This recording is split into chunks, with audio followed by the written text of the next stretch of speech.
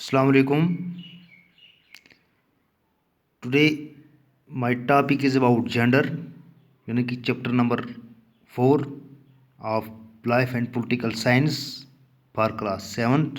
Today is 14th of July 2020.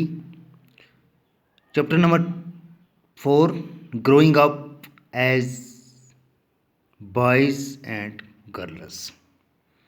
Being a boy or a girl is an important part of one's identity.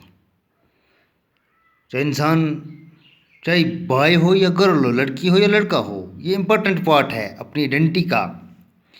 The society we grown up in teaches us what kind of behaviour is acceptable for girls and boys. लेकिन हमारी जो society है ये हमें बताती है कि कैसे बिहेवियर किया जाता है, कौन सा बिहेव किया जाता है, कौन सा रोल किया जाता है एक्सेप्टेबल, जो तस्लीम करे for boys and girls. What boys and girls can और कैन नॉट डू, क्या करना चाहिए एक लड़के को और एक लड़की को, क्या नहीं करना चाहिए एक लड़के को और एक लड़की को.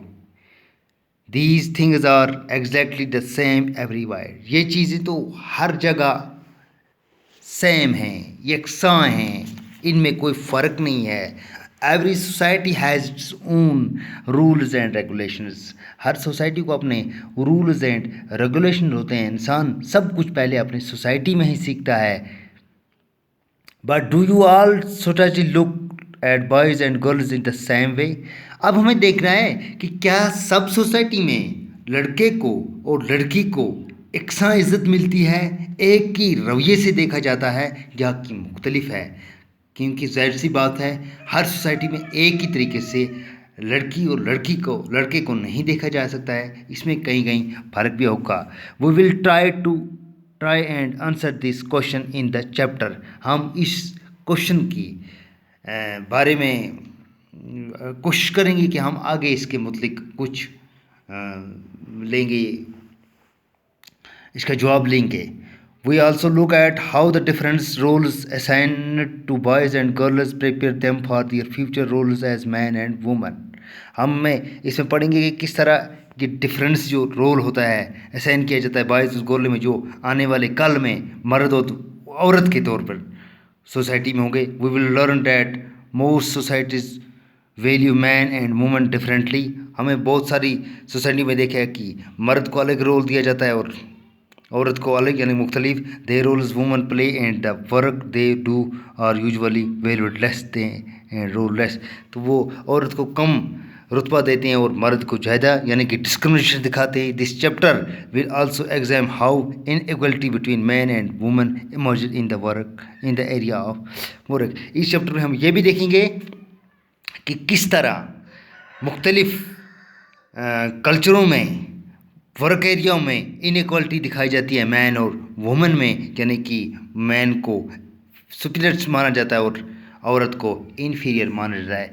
सम Samoan islands are part of large group of small islands in the southern part of the Pacific oceans. In the 1920s, according to the research reports on Simon society, children did not go to school. Simon की report के मुताबिक जो 1920 में मंजर आम पर आई है, तो उसने कहा है कि बच्चों को स्कूल नहीं जाना चाहिए. They learn many things such as how to take care of children.